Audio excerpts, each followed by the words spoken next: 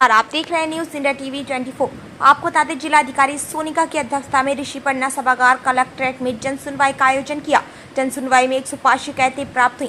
प्राप्त शिकायतों में पारिवारिक मामले तथा वरिष्ठ नागरिकों, आपसी विवाद, भूमि सीमांकन, अतिक्रमण, उत्पीड़न, मुआवजा, बिजली, पानी, सड़क, आपदा आदि से संबंधित शिकायतें प्राप्त हुई। जन सुनवाई में अधिकांश शिकायतों का मौके पर ही निस्तारण किया। जिलाधिकारी ने प्रत्येक फरियादी की शिकायतों को सुना। वहीं वरिष्ठ नागरिकों एवं दिव्यांगों की शिकायतों को गंभीरता से सुनते हुए तत्काल निस्तारण हेतु संबंधित अधिकारियों को मौके पर ही निस्तारण हेतु आवश्यक दिशा निर्देश दिए।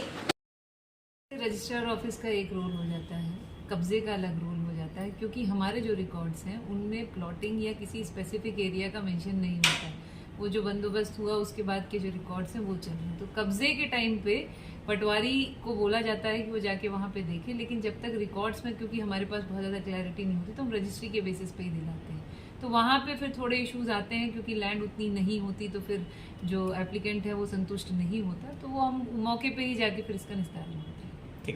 पता है कि पहले से ही लैंड में 2-3 कैटेगरी हैं, अलग अलग तरह की शिकायतें आती हैं। एक तो जो हो गया फर्जीवाड़ा हो गया, वो तो एक अलग जांच हमारी चल रही है। इसके अलावा इम्पर्सोनिफिकेशन की आती है कि लैंड किसी और की, किसी और ने आके यहाँ पे रजिस्ट्री करा दी, जिसे आज एक शिकायत इसकी आई थी। ये हो गया इम्पर्सोनिफिकेशन का। एक हो गया कि किसी ने लैंड बेच दी लेकिन वहाँ पे लैंड है ही नहीं, उसका कब्जा नहीं है।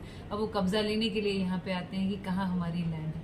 तो इस तरह की अलग अलग कैटेगरीज हैं और इन सब में कहीं ना कहीं फर्जीवाड़ा है कि किस तरह से लैंड बेची गई और फिर कब्जा क्यों नहीं मिला करके। तो हम अलग अलग तरह से अपने एसडीएम्स और हमारे तहसील ऑफिस और रजिस्ट्रार ऑफिस इनको देखता है और कोशिश करता है कि मैक्सिमम जो सहूलियत है लोगों को मिले। मैम, इस तरह की